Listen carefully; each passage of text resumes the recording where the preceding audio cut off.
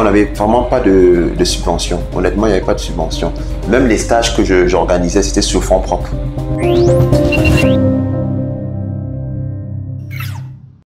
Ce qui devrait être en athlétisme, qui n'est pas un sport collectif, en fait, ça devait être que des athlètes devaient avoir leur coach peut-être personnel quand vous avez atteint une certaine performance pour être bon dans l'esprit. Mais j'essayais, moi, quand il fallait faire des voyages, d'avoir un coach qui a été avec des athlètes, tous les athlètes un peu, qui les connaît un peu tous au stade. Bon, par exemple, Monsieur N'Djana, qui est jusqu'à présent la momie, oui, c'est une momie, c'est un dinosaure qui doit partir, en fait. À cette époque, il n'était pas encore au comité olympique. Donc, il avait beaucoup de temps pour rester sur le terrain. Donc, voir un peu et connaître un peu tout le monde. Ça fait donc qu'il avait un peu la même mise sur certains athlètes qu'il avait. Par exemple, quand on allait au lancer, il y avait effectivement quelqu'un qui s'occupait des lancers, mais qui était bien avec des athlètes, etc. Donc, c'est un peu comme ça qu'on essayait de jongler. Mais ce qui n'est pas dans la norme, normalement. Mais c'est quand on a un athlète qui est à un niveau. Et c'est pour ça qu'à un moment donné, pour que les athlètes ne se sentent pas dépaysés, ou les entraîneurs même, parce que quand c'est frustrant, quand vous avez quelqu'un qui entraîne, mais c'est pas lui qui part. Et ma politique était aussi la suivante. L'entraîneur qui avait le plus grand nombre d'athlètes qualifiés, c'était cet entraîneur qui partait, en fait. Donc, on essayait de jongler. Parce que vous pouvez avoir quelqu'un, imaginez un peu la majorité de l'équipe, sur les 22, 24 athlètes que j'amène, vous vous rendez compte que 12 sont du même entraîneur. Non, à peu près. C'est à peu près naturel qu'il soit dans la sélection. Voilà, c'est lui qui se retrouve là. Donc, c'est un peu comme ça. Mais c'était toujours choquant de voir qu'un entraîneur qui n'a pas entraîné, comme ce qui se passe avec maintenant, là, moi, j'ai pas de machin, tout le monde se plaint. Je prends encore de mon ami entraîneur N'Djana, qui est beaucoup plus occupé au comité olympique, mais qui voyage avec des sprinteurs. Bon, là, c'est tout à fait logique que les gens se plaignent parce qu'il n'a plus le temps d'être sur les stades. Hein, il peut venir avoir un seul athlète et le regarder, donc c'est normal qu'on se plaigne pour ça. Donc, c'est des jongleries qu'on devrait faire parce qu'on n'avait pas les moyens. Mais si on avait les moyens, je pense que chaque entraîneur devait aller avec son équipe. Vous parlez de moyens sans cesse. J'aimerais savoir, aujourd'hui, il y a la communication, le marketing et autres qui est un véritable pouvoir pour avoir des sponsors et autres. Mais quelle est la stratégie que vous avez mis en place pour avoir les sponsors? Parce qu'on sait que le Mont Cameroun, au moins à l'époque, sur le plan du nombre, ça drainait énormément de personnes. Et ça pouvait drainer d'énormes sponsors et autres. Mais est-ce que vous ne vous êtes pas servi du Mont Cameroun, pour pouvoir renflouer les caisses ou alors pour avoir de nouveaux sponsors qui vont vous suivre durant toute la saison et pas arriver à pallier le nombre d'athlètes ou alors le nombre de participants à une compétition internationale? Bon, ce qui était difficile avec le Mont Cameroun, c'est que d'abord, on a habitué à avoir une subvention de l'État, Jardin, et les entreprises qui viennent.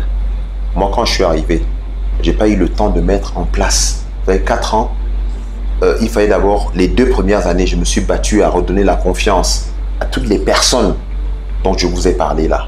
Le ministère des Sports, la Fédération internationale, les sponsors, les athlètes, les officiels, les présidents de clubs. Donc, il fallait d'abord se battre pour ça. Donc, on ne pouvait pas être sur tous les fonds, il n'y avait pas un véritable... Et je n'avais pas trouvé une véritable machine de marketing. Okay, je n'avais pas trouvé... je me suis fait, il faut le dire, je me suis fait entuber 2 fois par des soi-disant régisseurs qui pouvaient amener des sponsors et tout ça, mais les sponsors, jamais c'est moi qui les amenais, 1 ou 2, mais ils ne faisaient rien. Mais je prends par exemple, je peux citer sans publicité, bon, je ne vais pas donner le nom quand même, mais ils font ce qu'on appelle les chocolats ici au Cameroun. Ils sont arrivés pour le Mont Cameroun la première fois, et quand j'ai pu les avoir la 3e année, donc ils ont vu que je tenais parole dans ce qui concernait leur visibilité. Donc la première année, ils sont venus avec des gadgets, des t-shirts, etc., la musique et tout ça, les boissons pour voir un peu. La 2e année, la dame m'a dit, ok, c'est bon, on va venir avec, notre prochaine participation, on va venir avec les financements, pratiquement 10 millions. J'ai dit, aïe, ça y est, ils ont chaud, c'est bon. Mais malheureusement, j'ai été dégommé comme président de la fédération. D'accord? Et vous avez donc les petits moyens que je réussissais à glaner, comme je l'avais dit au ministre Edouard à une époque, j'allais mettre ça dans les compétitions et les stages des athlètes. Donc, c'est ce que je mettais à l'intérieur. Donc, cet argent me permettait donc de financer les stages, etc. Une anecdote, par exemple, je prends un exemple. Dans le budget de la course de l'espoir, on avait mis l'eau. Un poste de dépense de budget qui était l'achat de l'eau. Je crois que c'était par exemple 2 millions. Il y a une société qui nous a offert de l'eau, Société Brassicole, et le ministre il a été logé à Limbé, nous à Boya. Donc je partais lui rendre compte. Il y a le délégué des sports de l'époque, parce qu'il recevait copie des sponsors. Il disait que vous allez voir, le président quand il va venir ici, il ne va pas vous dire qu'il a eu de l'eau, du sponsor de telle société. Il ne va pas vous le dire. Vous allez voir. Et quand je suis arrivé, moi je suis toujours clair dans ce que je fais. Hein. Quand je suis arrivé, j'ai expliqué au ministre, je dis voilà, j'ai celles-ci qui m'ont donné ça. En l'occurrence, les brasseries avaient mis de l'eau, etc. Il y avait une autre société là-bas aussi qui avait mis de l'eau, je crois que c'était Séné qui avait mis de l'eau. Donc, le poste de dépense de l'eau, c'était comblé. J'ai dit au ministre que oui, j'ai eu tout ça, mais je ne vous donne pas cet argent. Et parce que ça me servait pour financer ma fédération. Le ministre n'a vu aucun inconvénient là-dessus. Et quand je suis sorti, il s'appelle Bobda. C'est lui qui était venu me dire que mon gars, tu es un chanceux. Hein? Je dis pourquoi? Il dit mais non, on avait déjà dit ici que tu ne vas pas annoncer les sponsors. Je lui ai dit pour moi c'est naturel de dire que j'ai eu tel sponsor et voilà ce que je vais faire avec l'argent des sponsors. On n'est pas financé, on n'a pas de subvention. Vous voulez que je fasse quoi? Que je fasse le malin? Non. Voilà, donc c'était un peu, on était dans la jonglerie en fait. C'est la jonglerie. Hein? Et malheureusement, quand on m'a aussi dégommé, j'avais une entreprise en Allemagne qui m'avait dit que si je réussissais à avoir un seul athlète à une finale au championnat du monde en Allemagne en 2009, il me donnait 150 millions par an. Je me suis frotté les doigts, les mains. J'ai dit que ça, 150 millions. Et comme dans les statuts de la fédération, celui qui apporte le sponsor à 10%, bon, j'avais déjà, je voyais déjà mes 10%. Hein, je crois que ça fait 15 millions. 15 millions. J'avais jamais 15 millions tranquille. Et puis même quand il y avait des missions à faire pour la fédération, c'est pas dans mes 15 millions que j'allais prendre. J'allais prendre dans les frais de mission de la fédération parce que c'était fait pour ça, pour voyager. Mais malheureusement, on m'a aussi dégommé. Donc c'était un peu beaucoup de jonglerie. Et il y a une anecdote que j'aime bien raconter, comment j'ai pleuré au début là. Vous avez posé une question en demandant que oui, maintenant comment implémenter ma politique. Il faut que je raconte ça aux gens. J'aime beaucoup ça parce que je venais d'être élu. Donc, il y a des gens qui ont dit, oh, c'est un enfant, qu'est-ce qu'il va faire? Vous allez voir, d'abord, il y a le Mont Cameroun qui arrive. Je ne lui donne pas 6 mois. D'abord, il y a le Mont Cameroun, il va démissionner tout seul. Effectivement, je suis allé voir le ministre des Sports de l'époque. Je lui dis, c'était le ministre Bargambois, qui m'a pourtant, et qui après, m'a beaucoup soutenu. Donc, parce que il avait dit que je faisais quand même des bonnes choses. Ça, il a reconnu ça au moins. Les deux ministres, le ministre Bargambois et Joe Augustin. Alors, je vais le voir. Pour le financement, nous sommes le 5 février, quand il y a eu passation de service avec Edouard, j'ai eu tous les documents. Donc le 5-8 février, je m'en vais voir le ministre Edouard, Bargambois. Je dis que bon voilà, le budget du Mont Cameroun. Il faut savoir qu'à l'époque, le budget du Mont Cameroun était donné à peu près 250 millions. Je me dis, oh, je vais bien commencer la carrière et tout ça là. Bon, j'arrive, il me dit, ouais, il n'y a pas d'argent. Je dis, comment ça? Voilà des budgets que le ministre, l'ancien président, donc Augustin Edouard a laissé. Donc c'est le budget qu'on a pris tout le temps. Il dit non, il n'y a pas. Il dit qu'il peut seulement me donner 5 millions. Imaginez un peu, imaginez, Idriss, comment je suis sorti de là. Mais je voulais pleurer. J'ai encore redemandé qui m'a envoyé. Mais je ne sais pas par quelle alchimie, et je crois que c'est Dieu qui existe. Dieu qui est très fort. Je me suis retrouvé chez le Paramount Chifendele. Alors là, je ne sais pas comment j'ai fait. Vous connaissez le Paramount Chifendele? Père à son âme, il est décédé aujourd'hui. Donc je me suis retrouvé chez lui, des gens m'ont amené le voir et tout ça là. J'ai pleuré comme un gamin. Bon, c'est vrai, j'étais un gamin, 36 ans, j'étais un gamin. Donc, mais j'ai chialé. Il me demande que pourquoi, je lui ai dit que non, pourquoi on veut nous enlever ce que le chef d'État nous a donné, à nous les anglophones, parce que vous savez que j'ai des descendants qui viennent de Balikouma, au nord-ouest. Donc l'événement que nous avons, c'est important. Il m'a dit une phrase, il m'a dit, don't cry my son. Go in peace, the race will take place. I will write a letter to the Prime Minister and you have to go and give that letter to the Prime Minister. You yourself personally. Je dis, hein? I don't know the Prime Minister, je ne savais pas comment ça fonctionnait. Il m'a dit, il n'y a pas de problème. Donc, je suis parti. Le lendemain, on m'a appelé. On m'a remis la lettre. Il a dit qu'il ne fait même pas que je lis ce qu'il y a à l'intérieur. Il a dit que dès que j'ai lu, je ferme. Et je m'avais déposé ça là-bas. Et comme par enchantement, je suis allé au premier ministère. J'ai dit que je vais déposer la lettre. On me dit, il faut aller au coach. Je dis que non, on a dit que je dépose personnellement. On dit, toi, l'enfant, là, tu vas les déposer. Et c'est comme ça que j'arrive au niveau du cabinet. Là-bas, je trouve une de mes connaissances qui est la directrice, l'assistante du directeur de cabinet. Et je discute avec lui.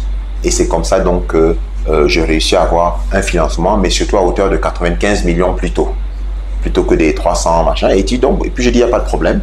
Je suis allé au ministère des Sports. Et c'est là que le ministre des Sports me dit que non, eux-mêmes, ils ont reçu la même lettre qui m'octroie cet argent, mais c'est l'argent de l'État. Et donc, c'est eux qui vont gérer. Je dis, ah bon? Mais tu avais dit que je trouve les sponsors. Il me dit, non, non, non. Il va gérer. Je dis, il n'y a pas de problème. Et donc, c'est là que j'ai commencé à... Ils ont géré la première édition et tout ça, ils ont fait. Et c'est par là que vous avez vu qu'à chaque édition de la course de l'espoir, je commençais par cette phrase. Go in peace, my son. The race will take place. Donc voilà comment ça, c'est une aventure que j'aime bien raconter pour dire qu'il faut croire à ce qu'on fait, il faut croire au Dieu Tout-Puissant qui m'a mené là. Alors, 2008, le Cameroun brille à Pékin pour la deuxième fois, après Athènes. Mais dans l'esprit des jeunes Camerounais, surtout dans mon esprit, le Cameroun est médaillé olympique encore avec Françoise Bango. C'est l'exultation, c'est l'émotion et tout ce qui va avec, tout ce que vous pouvez vous imaginer, mais vous encore plus en tant que président de fédération. Mais par contre, il y a eu tellement de choses qui se sont dites, tellement de choses qui se sont passées autour de cette préparation. J'aimerais que vous reveniez un peu sur la préparation de Françoise Bango pour ces Jeux olympiques, vous en tant qu'acteur principal. Bon, il faudrait déjà dire que vous avez parlé des résultats que j'ai eus pendant cette mandature, les athlètes qui faisaient beaucoup de médailles quand même, etc. etc. Il faudrait, je ne m'octroie jamais le travail que les autres ont fait, en fait. Il faudrait savoir que le président Kalkaba a commencé une politique de mise en place et Dieu a suivi un peu. On est venu. Donc, c'est comme un parent qui construit et ses enfants doivent continuer. J'ai continué avec la politique qui avait été installée là pour continuer à galvaniser ce qu'ils avaient fait. Donc, c'est des résultats que j'ai trouvés et j'ai continué à encourager. C'est pour ça qu'on a eu ces médailles, parce que l'athlétisme ne se prépare pas en 4 ans, en une saison, non. C'est un travail qui avait été effectué avant et que moi, j'ai eu l'occasion, en fait, évidemment, ma touche personnelle était le discours et le rapprochement que j'avais avec les athlètes pour leur dire de démontrer que aidez-moi parce que je suis jeune et qu'on montre que les jeunes peuvent faire des choses. Exactement. Et je crois que les jeunes athlètes ont suivi ce discours aussi. Bon, voilà. Donc, avec Françoise, il y avait déjà cette préparation qui avait été mise en place depuis l'ère du président Kalkaba. Elle était en stage à Dakar, etc. Donc, elle était déjà performante et forte naturellement. Donc, moi, je n'ai fait que, entre guillemets, venir booster et déclencher un sursaut d'orgueil dans ce qu'elle avait pour qu'elle puisse avoir cette médaille. Voilà, au niveau d'entraînement, j'ai rien fait. L'État avait mis des moyens pour qu'elle puisse s'entraîner en toute logique. Le chef de l'État avait donné 80 millions pour ses entraînements. Des entreprises avaient mis les moyens qu'il fallait, hein, parce que vous avez Kamchip à l'époque qui donnait 1 million par mois pendant 4 ans à Françoise Bango pour qu'elle s'entraîne. Il y a le gouvernement qui lui a donné... Bref, le gouvernement avait mis les moyens. Ça, il faut le dire, qu'on ne se leurre pas. L'État du Cameroun a mis pratiquement 500 millions pour que Françoise Bango puisse avoir cette médaille. J'ai encore tous les chiffres. Hein. Rebelote, au soir de ces Jeux Olympiques, elle décide de quitter le Cameroun. Ouais. Elle décide de prendre la nationalité française. Mais il y en a qui, à tort ou à raison, vous accusent d'être à l'origine du départ de Françoise Bango. Surtout, la raison, elle est trouvée, une raison d'argent. Non, quel argent on peut encore lui donner? Non. Elle a eu ce que l'État voulait. Non, je pense que c'était un choix personnel. Vous voyez ce que je veux dire? C'était un choix personnel qui a été fait par Françoise Bango. Je ne sais pas les raisons qui l'ont poussé. Elle n'en avait pas discuté avec vous? Non, puisque en tant que président de fédération. J'étais plus président.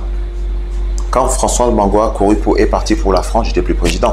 Parce qu'elle est partie courir pour la France après 2008, après son sacre. Et moi, vous rappelez-vous, j'ai été battu aux élections en 2008, décembre 2008. Vous comprenez que j'étais plus là. Non, mais le mal n'a pas commencé lorsqu'elle est partie. Le mal a commencé quand elle était... Parce qu'il y a encore une photo où lorsqu'on lui remet la médaille, je crois, entre la médaille, la fleur et autres, il y a le président du comité national olympique. Elle regarde carrément de côté. Donc le mal était déjà dans le feu à cette époque. Oui, donc c'est pas moi. C'est pas moi. Vous comprenez? C'est pas moi, c'est qu'elle avait déjà des griefs avec le président Kalkaba. Elle en voulait déjà certainement au président Kalkaba pour ne pas le saluer en mondovision. Vous comprenez ce que ça veut dire? Ça veut dire que le mal était profond. Donc, est-ce que c'est le Cameroun qui lui a pas donné l'argent et qu'elle représente ça sur le président Kalkaba? Je ne pense pas, parce que je pense qu'elle a eu son sacre à Athènes et pendant les 4 années qui ont suivi sa préparation, elle a quand même eu 500 millions de francs CFA camerounais à peu près.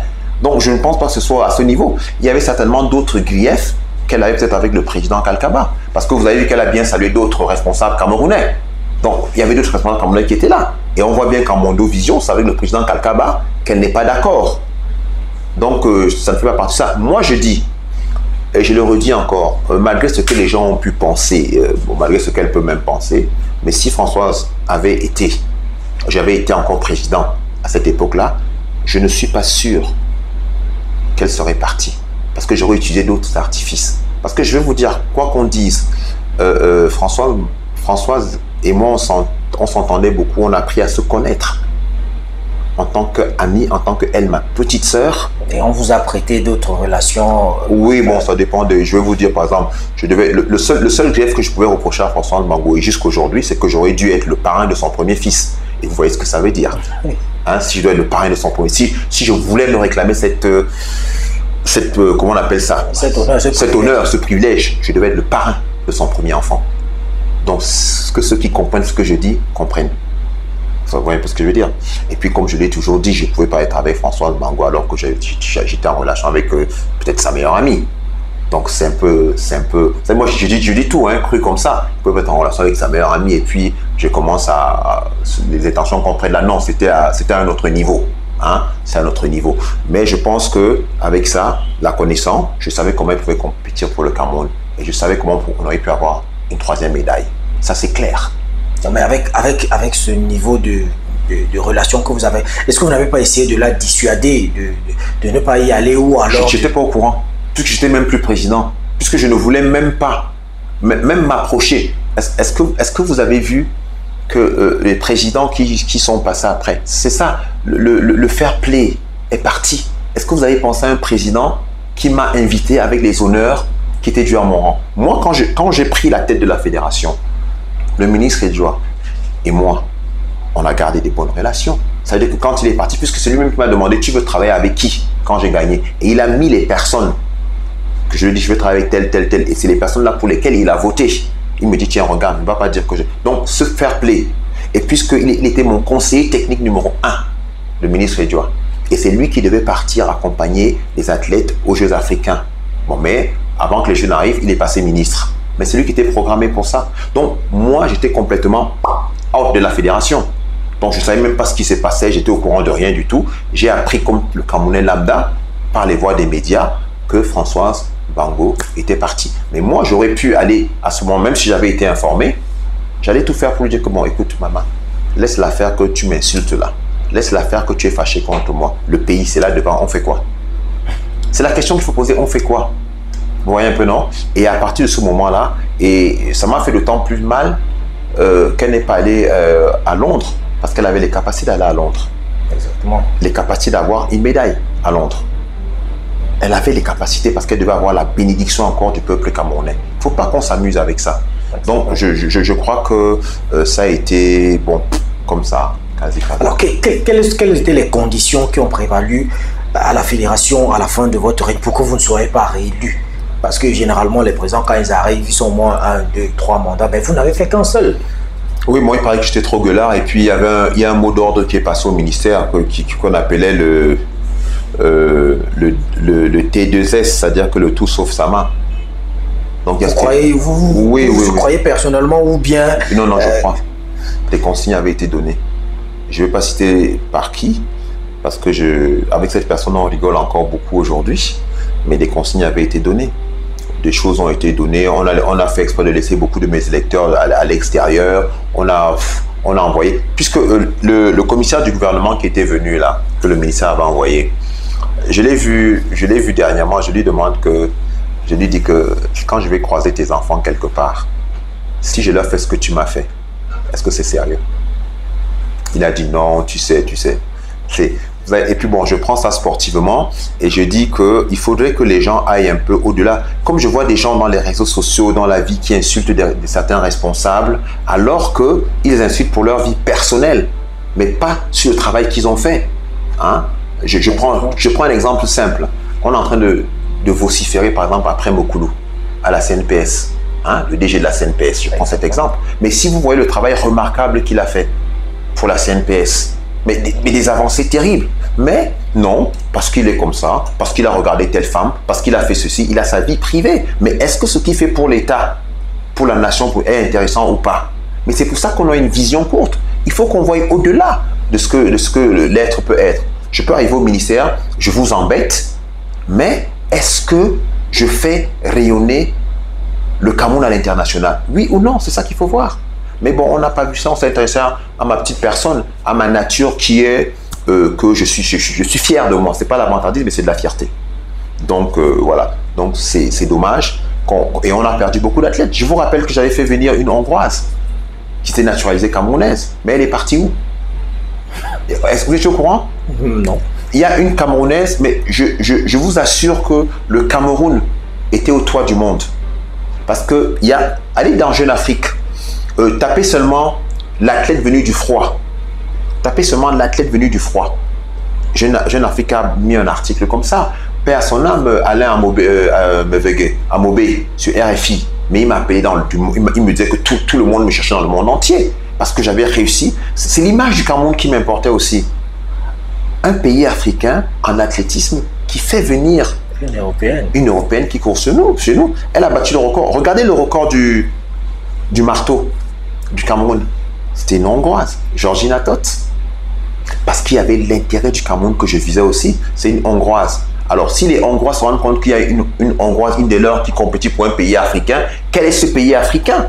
Comment elle a fait? Comment on accueille notre compatriote là-bas? Et ça crée une relation entre la Hongrie et le Cameroun. Il ne faut pas seulement avoir une limitation, une simple vue de l'esprit qu'on est sur le guidon. Non, il faut voir plus loin, il faut voir l'intérêt du pays. Et c'est ça qui est important. Alors ça m'amène à vous poser une question très simple. Aujourd'hui, vous êtes à l'extérieur. Quel est le regard aujourd'hui que vous avez de l'athlétisme camerounais et du fonctionnement de la fédération? Bon, la fédération, je vais le dire aussi sans embâche, est en décrépitude avancée. Vous ne pouvez pas avoir des talents. D'ailleurs, je suppose même que vous étiez un grand coureur, performant. Ça, je le sais. Je n'ai pas encore pris ma retraite. Je suis toujours sur les pistes. Ah, vous êtes toujours sur les pistes, hein? Exactement. Voilà. Alors, donc, je suppose que vous avez les SME comme ça qui peuvent être ce que j'avais appelé à l'époque la locomotive de guerre. J'avais mon terme que j'appelais la locomotive de guerre. C'est-à-dire qu'il y a des athlètes, un groupe là, qui doivent entraîner les autres. C'est-à-dire que les SME, les Tendap, tout ça là. Donc, il faut partir. Donc, je crois qu'on est en décrépitude avancée. On tourne sur nous-mêmes. Vous avez des personnes qui sont là depuis 13 ans, 14 ans, mais il n'y a pas d'évolution considérable. Le nombre d'athlètes aux Jeux Olympiques diminue. Ça n'a pas de sens. On est là, on vous dit qu'on fait des performances. Vous organisez le YLM que j'avais organisé à l'époque, qui avait une certaine notoriété, a disparu pour céder au Grand Prix, le CA à bronze ou je sais pas trop quoi, et vous en êtes fiers, et vous faites quoi? C'est une compétition camerouno-camerounaise. Vous avez 2 Gabonais qui s'entraînent au Cameroun, 2 Tchadiens qui sont à côté, qui arrivent, vous dites que c'est international. Et puis les athlètes camerounais qui raflent le plus grand nombre de médailles, vous dites qu'on a eu beaucoup de médailles, et on se gargarise. Pour faire les minima un championnat du monde, vous avez un athlète ou 2, et il y a une qui a été récupérée par, comment vous appelez la nouvelle façon la qualification par le nombre de points. Voilà, exactement. Le nombre de points. Il y a ça, mais il y a aussi un autre mode de qualification là. Par exemple, vous avez Ngounou qui a été qualifié par cette méthode-là. Hein, récemment, j'ai oublié comment on appelle ça, mais peut-être je vais me rappeler. Donc, vous avez ça, vous avez 2 athlètes, vous bombez le torse, alors qu'on est parti de 8, 12 athlètes à un championnat aux Jeux Olympiques. Vous partez avec 2, vous dites que vous êtes en train de travailler et vous vous gargarisez. Non, il faut qu'on soit sérieux. On a eu un championnat d'Afrique où on devait faire une razzia. Vous pensez qu'on avait les moyens véritablement de faire les razzias au championnat d'Afrique? Excusez-moi, le chef de l'État, ce monsieur-là, vous lui demandez 1,9 milliard pour organiser le championnat d'Afrique. Expliquez-moi comment vous n'envoyez pas vos athlètes en stage. Expliquez-moi comment. Même si l'argent va arriver en retard, du moment que l'État du Cameroun a accepté que nous accueillions une compétition internationale, vous avez déjà au moins 1 an pour préparer vos enfants. Et je vous rappelle qu'on a décalé la date. Ce qui veut donc dire qu'on avait le temps de préparer nos athlètes. Dites-moi, vous qui êtes en athlétisme toujours là, dites-moi, à part le stage que vous avez fait 2 jours là, c'est pas moi qui pose des questions, c'est vrai, mais bon, les athlètes vont répondre. Donc, dites-moi, combien de stages vous avez fait en 4 ans pour préparer ces championnats d'Afrique qui devaient avoir lieu, pas en 2000, pas l'année dernière, ça devait être en 2022. Voilà, en 2022. Quand l'île Maurice récupère. Voilà. Comment est-ce que vous n'avez pas eu le temps de préparer vos athlètes? Combien de stages vous avez fait? Dites-moi combien de stages vous avez fait pour préparer cette compétition? Oui. Non, mais aucun. Voilà, aucun. Aucun stage n'a été fait. Alors comment vous expliquez ça? Comment vous expliquez ça? Non. Moi, je pense que il faut changer. Il faut changer. Monsieur Kouokote, c'est mon frère. C'est lui. Le président actuel, c'était pas un athlète. Hein. Il ne sait pas de quoi on parle. Mutombi. Excusez-moi, il ne sait pas de quoi on parle en athlétisme. Donc vraiment, c'est Kouo. Mais Kouo doit aller se reposer un peu. Parce que Kouo, ça fait 18 ans qu'il est là. Bon, il faut qu'il aille se reposer un peu. Il a beaucoup travaillé. Il faut qu'il aille se reposer. Et franchement. C'est pas pour que je revienne, hein, moi, vous savez, j'ai beaucoup d'autres choses à faire. Non, mais il faut qu'on y parle, parce que lors de la dernière élection, vous étiez candidat. C'est vrai qu'il faut restituer les faits. Vous avez désisté au dernier moment, vous avez attribué vos voix à Madame Léonie Eton. Alors, est-ce qu'aujourd'hui, Ange Saman-Nourri, véritablement, c'est vrai, vous avez dit, c'est pas pourquoi vous revenez, mais est-ce que vous nourrissez cette ambition encore de présider aux destinées de l'athlétisme camerounais? À vrai dire, pas beaucoup. Je le dis franchement, parce que pas beaucoup, pas parce que la passion est partie, non. C'est à cause des différents acteurs que je ne peux pas, que je peux plus, que je n'ai plus, que la motivation est partie. Mais l'amour de la discipline, l'amour du pays, de faire unir le pays est toujours intact. Il faudrait que les acteurs se décident à être moins hypocrites. Parce qu'on est hypocrite. Et quand on est hypocrite, on n'évolue pas. Il y a beaucoup de personnes qui m'appellent maintenant. Oh, on a fait l'erreur. Oh, machin, tout ça là. Excusez-moi, mais vous allez aller reproduire les mêmes bêtises quand je vais recommencer à entrer en campagne. Non, je ne perds pas mon temps. Maintenant, s'il y a, et je le dis clairement, s'il y a une masse importante qui désire vraiment et qui ne va pas se cacher, parce que j'entends des gens que non, on va te soutenir, mais on va te soutenir en cachette.